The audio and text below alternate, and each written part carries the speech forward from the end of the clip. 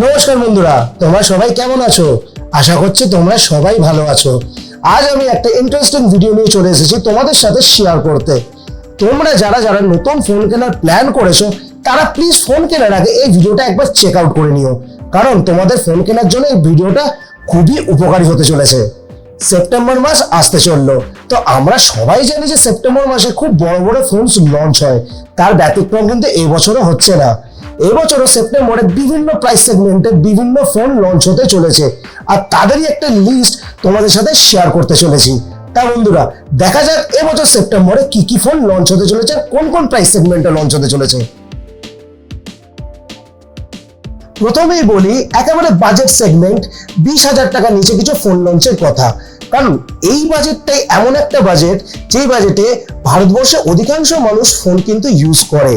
তা প্রথমে যদি আমি এই সেগমেন্টে আসি, এই সেগমেন্টের সব থেকে পপুলার সিরিজ রিয়েলমি 13 সিরিজ ইন্ডিয়াতে লঞ্চ হতে চলেছে। রিয়েলমি 13 এর প্রো ভেরিয়েন্ট তো ইন্ডিয়াতে অলরেডি লঞ্চ হয়ে গেছে, এবারে তার নন প্রো ভেরিয়েন্ট ইন্ডিয়াতে লঞ্চ হতে চলেছে। শোনা যাচ্ছে এই ফোনটিতে ডায়মেনসিটি 7000 প্রসেসর, সনি লাইটিয়া সেন্সর 50 মেগাপিক্সেলের সাথে এবং 45 ওয়াটের চার্জার এই ফোনের মধ্যে হতে পারে, এবং এই ফোনটি আগামী 29 আগস্ট ইন্ডিয়াতে লঞ্চ হতে চলেছে। নেক্সট ফোনে এলে ইনফিনিক্সের তরফ থেকে কিছু ইন্টারেস্টিং ফোন সামনের মাসে ইন্ডিয়াতে লঞ্চ হতে চলেছে। তার মধ্যে ইনফিনিক্স হট 50 সিরিজ একটি। শোনা যাচ্ছে এই ফোনটিতে নাকি 6.78 ইঞ্চির একটা 120 হার্জ ডিসপ্লে হতে পারে এবং ডায়মেনসিটি 6080 প্রসেসর হতে পারে, এবং তার সাথে এই ফোনটিতে 5000 মিলিঅ্যাম্পিয়ারের একটি ব্যাটারি হতে পারে। এবং শোনা যাচ্ছে যে এই ফোনটি সেপ্টেম্বরের মাঝামাঝি সময় লঞ্চ হতে পারে ইন্ডিয়াতে। স্যামসাং এর তরফ থেকে এই বাজেট সেগমেন্টে একটি ফোন নতুন লঞ্চ হতে চলেছে, যেটা A16। শোনা যাচ্ছে যে এই ফোনটি নাকি সেপ্টেম্বরে এন্ড পর্যন্ত লঞ্চ হয়ে যেতে পারে, তবে এই ফোনটির স্পেসিফিকেশন সম্বন্ধে খুব একটা বেশি কিছু জানা যায়নি। তো দেখা যাক বন্ধুরা যে সেপ্টেম্বর এন্ডে এই ফোনটি লঞ্চ হলে এই ফোনটির ভেতরে নতুনত্ব কি নিয়ে আসে স্যামসাং। এবার দেখা যাক 20 থেকে 30,000 টাকার ভেতরে কি কি ফোন লঞ্চ হতে চলেছে। প্রথমে আসা যাক ভিভোর খবর নিয়ে। ভিভো T3 Pro ইন্ডিয়াতে লঞ্চ হতে চলেছে, যেটাতে স্ন্যাপড্রাগনের 7 Gen 3 প্রসেসর, 6.78 ইঞ্চের একটা 120 হার্জের কার্ভ অ্যামোলেড ডিসপ্লে, 5500 মিলিঅ্যাম্পিয়ারের ব্যাটারি, 80 ওয়াটের ফাস্ট চার্জিং, 50+8 মেগাপিক্সেলের রিয়ার ক্যামেরা সেটআপ আপনি এই ফোনটিতে দেখতে পাবেন। এবং এই ফোনটি আগামীকাল মানে 27 আগস্ট ইন্ডিয়াতে লঞ্চ হতে চলেছে। আপনি যদি ফোনটাকে খুব ভালো করে দেখেন, রিসেন্টলি লঞ্চ হওয়া আইকো Z9s Pro এর মতন দেখতে। হতে পারে যে Z9s Pro এর রিব্র্যান্ডেড ভার্সন, অথবা ভিভো T3 Pro হয়তো আগে বেরোবার কথা ছিল কিন্তু Z9s Pro হয়তো আগে বেরিয়ে গেছে। মোট কথা যদি আশেপাশে ফোনটাকে দেখা যায় তাহলে আমার একটাই কথা মনে হবে, ভিভোর কথা যখন বলছি তো ভিভো কিন্তু এই সেগমেন্টে আরো একটি ফোন নিয়ে আসতে চলেছে। কিছুদিন আগে ভিভো V40 Pro এবং V40 অলরেডি ইন্ডিয়াতে কিন্তু লঞ্চ করে দিয়েছে, তো এইবার ভিভো V40e ইন্ডিয়াতে নিয়ে আসতে চলেছে। ভিভো V40e সিরিজ অ্যাকচুয়ালি ভিভোর V সিরিজের সব থেকে কম বাজেটের ফোন হয়। এই ফোনটিতে আপনি ডায়মেনসিটি 7000 প্রসেসর, 50+2 মেগাপিক্সেলের ক্যামেরা সেটআপ, 6.7 ইঞ্চির একটি কার্ভ অ্যামোলেড ডিসপ্লে এবং IP64 রেটিং দেখতে পেয়ে যাবেন। এবং এই ফোনটি মিডল অফ সেপ্টেম্বর ইন্ডিয়াতে লঞ্চ হতে চলেছে। চায়নাতে আগামী সেপ্টেম্বরে একটা বড় লঞ্চ হতে চলেছে। যেই ফোনটি চায়নায় আগামী সেপ্টেম্বরে লঞ্চ হতে চলেছে সেই সিরিজটি একটা সময় ইন্ডিয়ার সব থেকে পপুলার মিড রেঞ্জ সেগমেন্টের সিরিজ ছিল।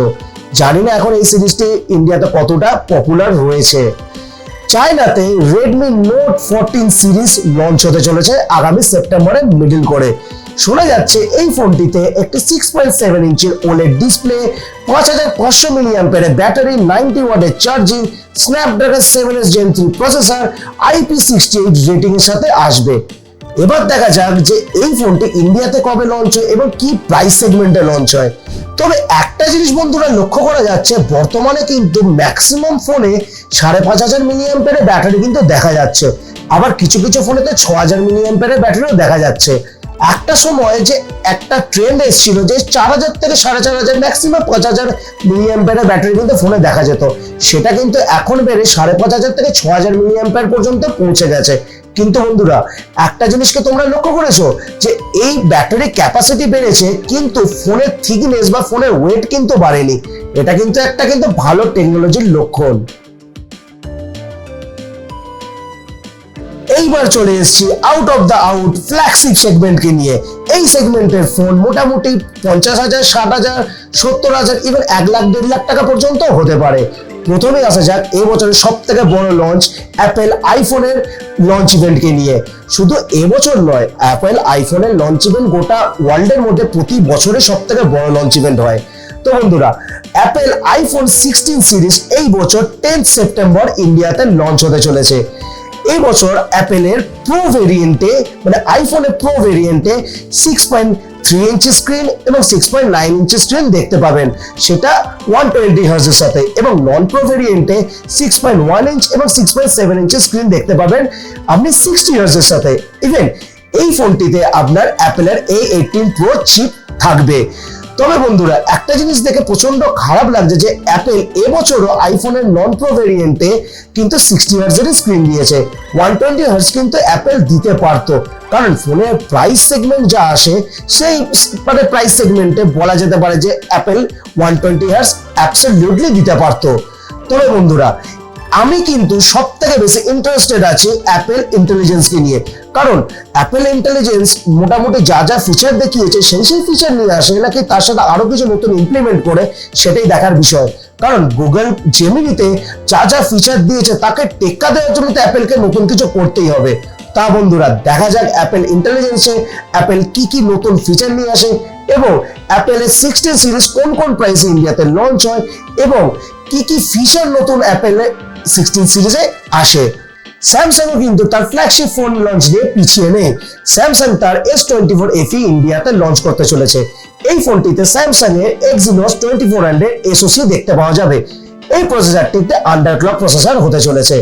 এই ফোনটিতে 50 মেগাপিক্সেল একটি ট্রিপল রিয়ার ক্যামেরা সেটআপ দেখতে পাবেন, 4500 মিলি অ্যাম্পিয়ারের ব্যাটারি, 25 ওয়াটের চার্জিং আপনি দেখতে পাবেন এবং এই ফোনটিতে ওয়্যারলেস চার্জিং তো থাকছেই।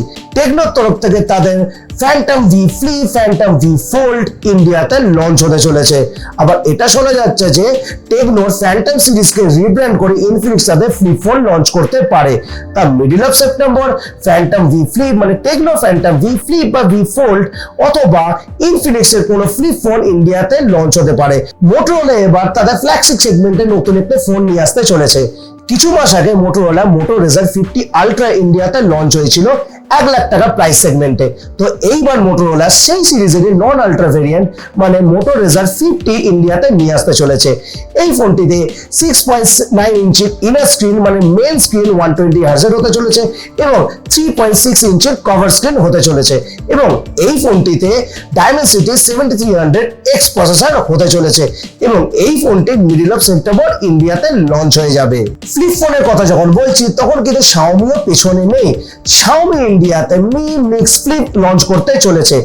এই ফোনটিতে একটি 6.86 ইঞ্চি 1.5K রেজোলিউশনের 120 হার্জের মেইন ডিসপ্লে দেখতে পাওয়া যাবে এবং এই ফোনটিতে 8 Gen 3 প্রসেসর হতে চলেছে এবং এই ফোনটিতে 4780 মিলি অ্যাম্পিয়ারের ব্যাটারি হবে এবং 67 ওয়াট ফাস্ট চার্জিং এর সাথে আসবে এবং এই ফোনটি এন্ড অফ সেপ্টেম্বর অথবা খুব বেশি হলে ফার্স্ট উইক অফ অক্টোবর কিন্তু ইন্ডিয়াতে লঞ্চ হয়ে যাবে। তা এই সমস্ত ফোনগুলো আগামী সেপ্টেম্বরে ইন্ডিয়াতে লঞ্চ হতে চলেছে। আমি তো প্রচন্ড পরিমাণে এক্সাইটেড এই ফোনগুলোকে নিয়ে, বিশেষ করে এর প্রাইসিং নিয়ে, কোন ফোন কোন প্রাইস সেগমেন্টে লঞ্চ হয় সেইগুলিকে নিয়ে। তা বন্ধুরা আপনারা আইফোনকে বাদ দিয়ে কোন ফোন বা কোন সিরিজকে নিয়ে খুব এক্সাইটেড আপনারা কিন্তু কমেন্ট সেকশনে অবশ্যই জানাবেন। তা বন্ধুরা আপাতত এই ভিডিওতে এই পর্যন্তই। দেখা হচ্ছে আগামী কোন ইন্টারেস্টিং টেক রিলেটেড ভিডিওর সাথে। ততক্ষণ পর্যন্ত স্টে সেফ, কিপ স্মাইলিং, জয় হিন্দ।